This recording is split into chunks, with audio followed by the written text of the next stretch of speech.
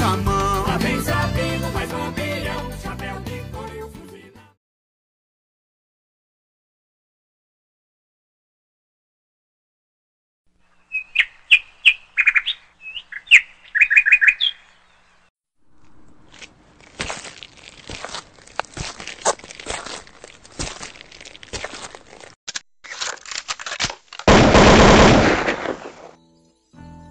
Os cangaceiros haviam viajado durante a noite pelo Boqueirão, entre a Serra da Cachoeira e a Serra do Morgado. Suponha-se que tivessem seguido em direção a Campo Formoso. Um morador contou que ouvira Corisco dizer que estavam indo para as Lavras Diamantinas, pois Lampião pretendia pedir proteção do coronel Horácio de Matos, o poderoso manda-chuva de Lençóis, dono de vastos garimpos. Tendo dispensado os rapazes do Lajedo, Lampião levava agora como guia um morador de Tumirim, chamado de José Ernesto, apelidado de Zé Maquinista. Região de muitas serras, Morgado, Olho d'Água, Boa Vista. Depois da Serra do Bento, o bando foi pernoitar na fazenda Piabas, município de Campo Formoso. A fazenda pertencia a uma tradicional família bofinense.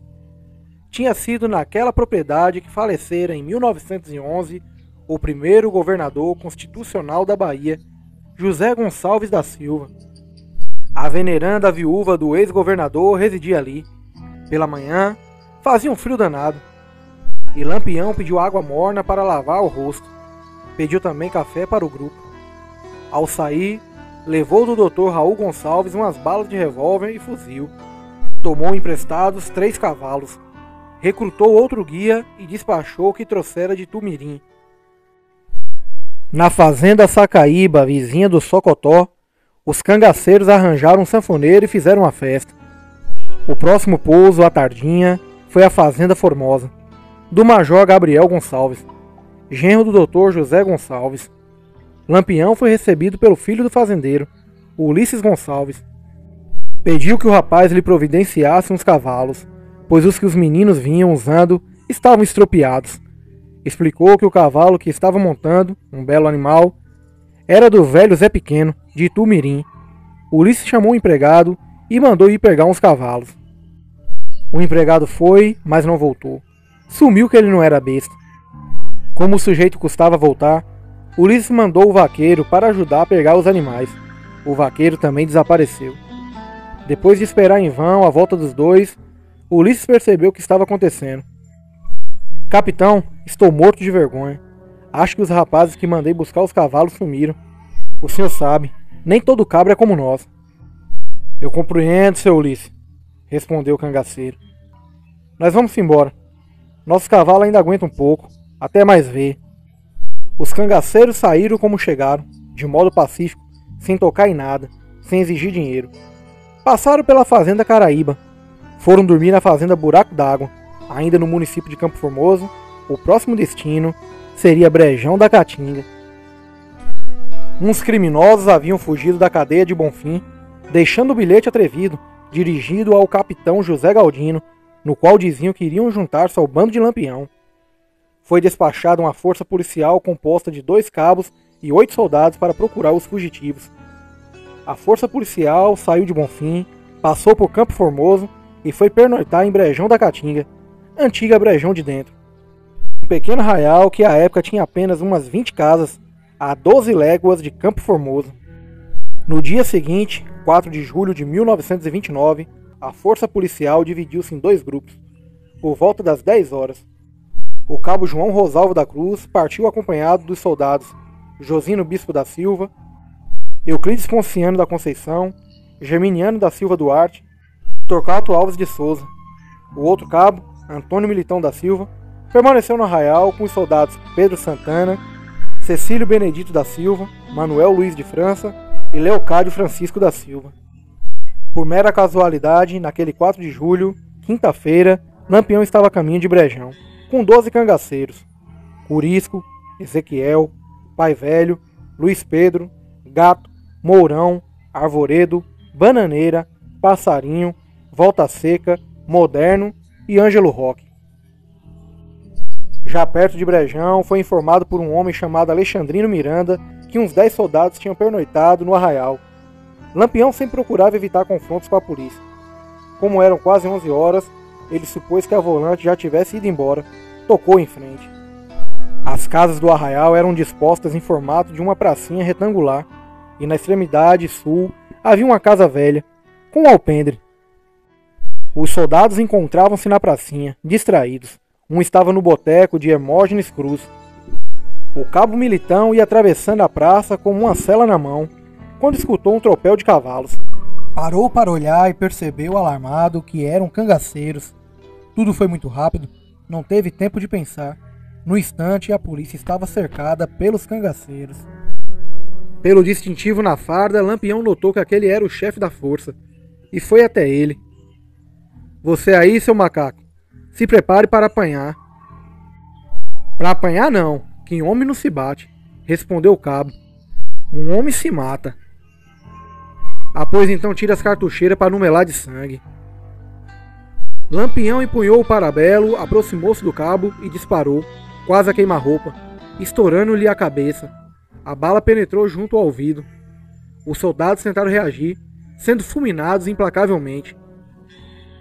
Um deles, ferido apenas em um braço, escondeu-se na casa de Alfredo Monteiro, mas Corisco foi atrás dele, não escapou, foi morto na sala de jantar. Lá fora, um soldado ainda estava vivo, debatendo-se no chão e foi sangrado.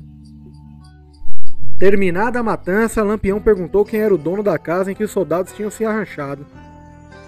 Eles dormiram na minha casa, disse Alfredo Monteiro, e não podia negar, o senhor sabe como é a polícia. E tem algum macaco do governo escondido na sua casa, cabra? Tem não, senhor. Tinha um, mas tá morto. Mas me disseram que era 10 macacos.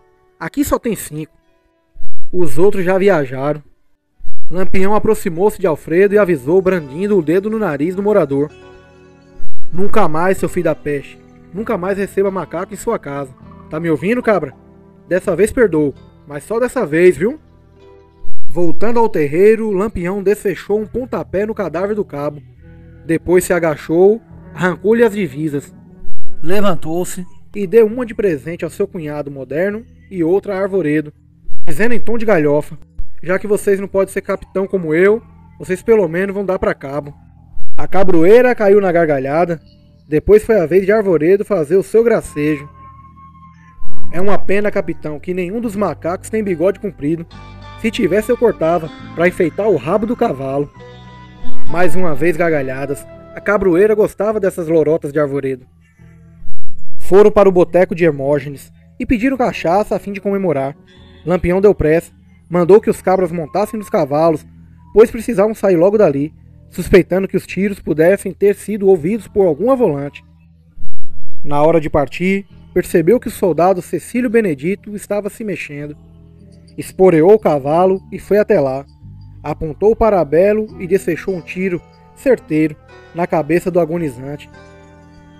Quando ia saindo, Alfredo Monteiro perguntou: capitão, posso enterrar os homens? Se quiser, enterre, respondeu Lampião. E se não quiser, deixe para os urubu comer.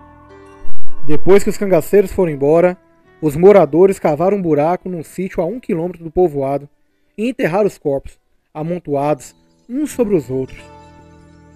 4 dias depois, chegou uma volante. Os corpos foram desenterrados e levados para Campo Formoso. Não foram imediatamente necropsiados, por não haver médico legista local. O delegado, tenente José Martins de Oliveira, solicitou a vinda do perito de Salvador. Os exames cadavéricos foram efetuados no dia 11 pelo capitão médico Arthur Xavier da Costa, auxiliado por Armindo Simões de Oliveira. Os mortos foram o cabo Antônio Militão da Silva e os soldados Pedro Santana, Manuel Luiz de França, Leocádio Francisco da Silva e Cecílio Benedito da Silva. O chefe de polícia da Bahia, Bernardino Madureira de Pinho, já estava sem paciência. Telegramas cruzavam os sertões, com ordens expressas para pôr fim ao malvado cangaceiro. As volantes dos tenentes Nezinho Menezes, Arsênio Rodolfo e Odonel Silva vasculham a região. Porém, procurar Lampião, nascido e criado na Caatinga, verdadeira raposa, Era o mesmo que procurar uma agulha no palheiro. Bem, pessoal, encerro por aqui. Espero que vocês tenham gostado desse vídeo. Como de praxe, vou pedindo para que vocês não esqueçam de deixar o like. Ele é super importante para a divulgação e o crescimento do nosso canal aqui na plataforma do YouTube. Usem o espaço aí destinado para comentários para deixar a opinião de vocês com relação a essa história. Também gostaria de convidar vocês para se tornarem membros do canal. Aí embaixo tem a opção para se tornar membro. Basta clicar e conhecer os benefícios. No mais, eu me despeço por aqui. Fiquem todos com Deus. Um forte abraço e até a próxima!